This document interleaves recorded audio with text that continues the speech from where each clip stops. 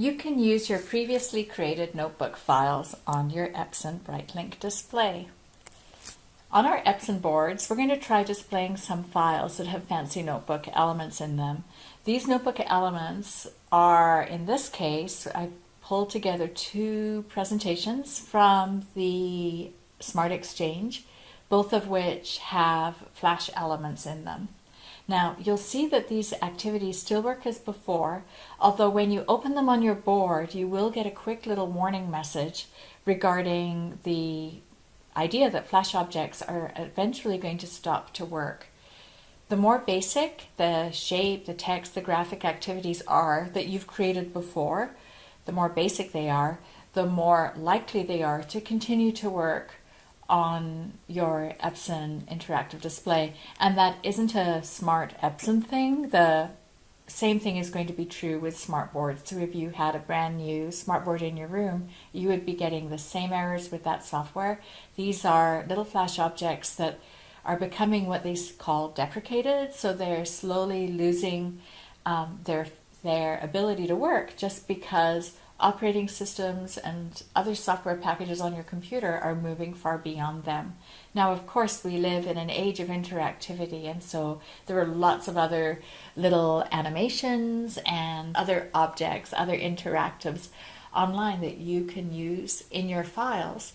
However, I'd like to just plant the seed that in your moving forward, you might want to think about how can you engage your students in learning by having them be the ones who are doing the interacting rather than the object be the thing that's doing the interacting. So for example, if you're giving your students a quiz using a software program like online program, web app like Kahoot, your students could be sitting at their Chromebooks, at their desks, answering some of those questions and watching their responses being displayed on the screen in a fun kind of way.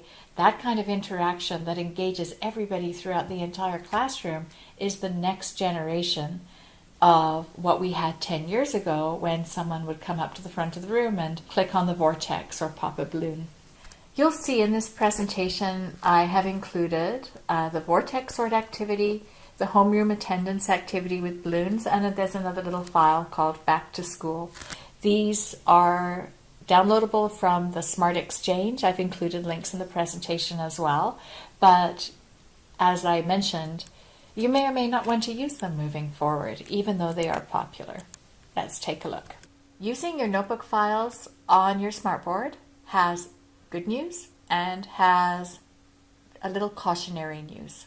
Let's take a look. Play the vortex sort game. Students will choose whichever items are indicated below and move it into the correct side of the vortex. This is a very popular template that teachers use with notebook software. So if something is all together, I highlight it and I drag it. Is it a subtraction word? No, it's not. It spits it back out. Is it highlight, drag, an addition word? Yes, it is. It goes down the vortex. So sum, highlight it, addition.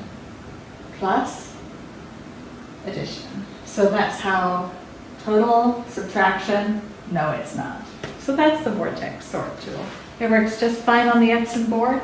I am in PC interactive mode, as I can tell because that little computer with the mouse is on there. My finger is acting as the mouse. If I use the pen, the same thing works. If I say total, highlight it, it's an addition word and it goes. I'm going to put it with, it's an addition word. Easy peasy. So great. All of your old interactives, even the ones getting those warnings, are still working on your board. So that will give you some assurance moving forward. But here's my hesitation. It does mention at the top of this file, and the same with the other one, it says the content might not work with future versions of Adobe Flash. Why should I care if I see that message on my board? Well, it's a little heads up that as we move forward and have new Chromebooks in our classrooms and new boards on our walls, why would we do new things in old ways? Why not take some time, touch into some of the expertise of others on your staff, and start to think, how can we maximize the use of our EPSON boards so it's not about the presentation, but it's about engaging kids in learning using all of the technology tools available today for them to learn to represent what they know in a way that makes the most sense to them and certainly makes your work more interesting for you.